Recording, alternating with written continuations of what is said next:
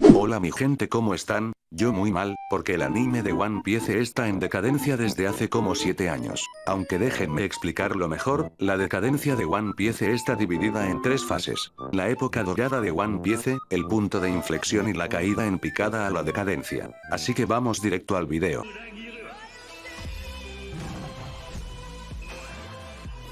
La época dorada de One Piece empieza desde sus inicios, en el arco de Arabasta fue el primer arco que sería uno de los más relevantes en todo el anime de One Piece.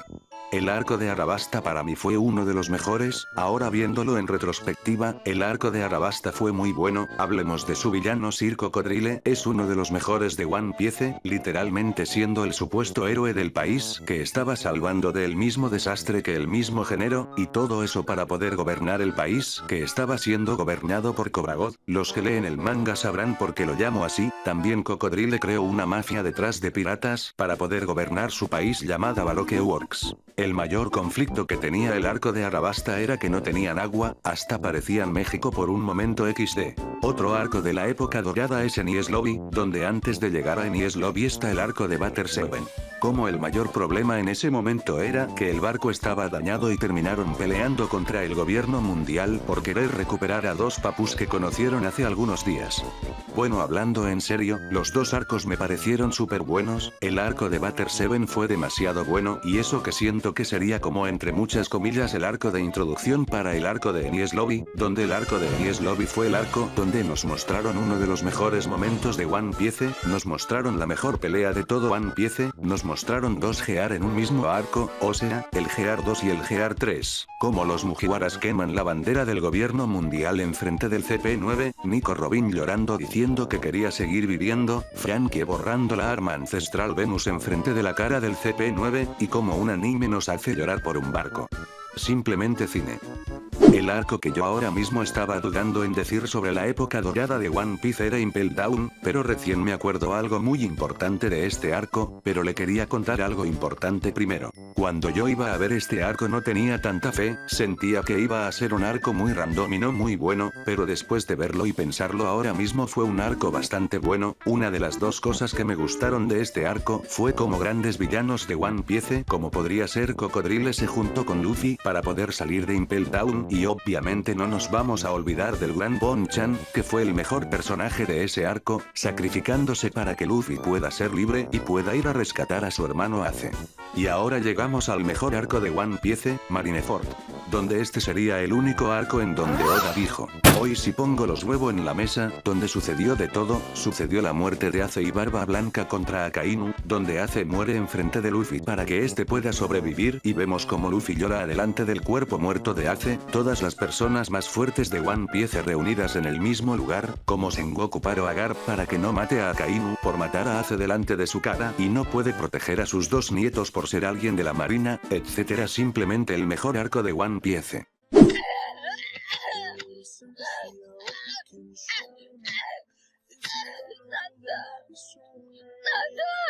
Después de años de muy buenos arcos, Eiichiro Oda se tomó un descanso de 2 años por el time skip, vino 2 arcos medio más o menos, el arco de los Hyojin y Punk Hazard, que para mí, fue un no muy buen arco, tuvo sus buenos momentos, pero siento que no fue tan entretenido.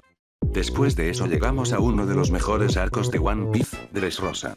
Que ustedes ya saben mi opinión del video del Gear 5, pero les voy a hacer un resumen. Es uno de los mejores arcos de One Piece, debido a que tiene uno de los mejores villanos de One Piece, o al mejor villano de One Piece de la historia. Un problema realmente serio que es, que las personas que son convertidas en juguetes son olvidadas por completo por las personas, y una persona pierde a su padre, va a olvidar a su padre. Un ejemplo es Kyros, la leyenda que estuvo en el Coliseo y no ganó 3000 peleas seguidas, donde ahí recibió el recibimiento en forma de estatua por ganar las 3000 peleas. Donde este mismo peleador tenía una gran historia, se casó con la princesa del rey de ese momento y tuvo una hija llamada Rebeca, que esa misma sería una gran gladiadora en el futuro, y la esposa de este mismo moriría por las manos de Doflamingo.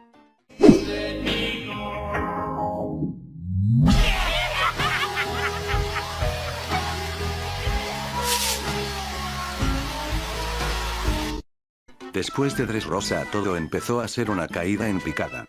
Para darles un ejemplo simple y para las personas que les gusta el fútbol lo van a entender, en la temporada 2018-2019 el Barça llegó a la semifinal de la Champions solo gracias a Messi. Ese Barça era solo de Messi, pero desde antes se veía una caída no muy notable, pero con la presencia de Messi no se notó tanto la decadencia. Después al año siguiente el Barça empieza a perder todo. La temporada 2019-2020 pierden 8-2 contra el Bayern de Múnich de forma horrorosa.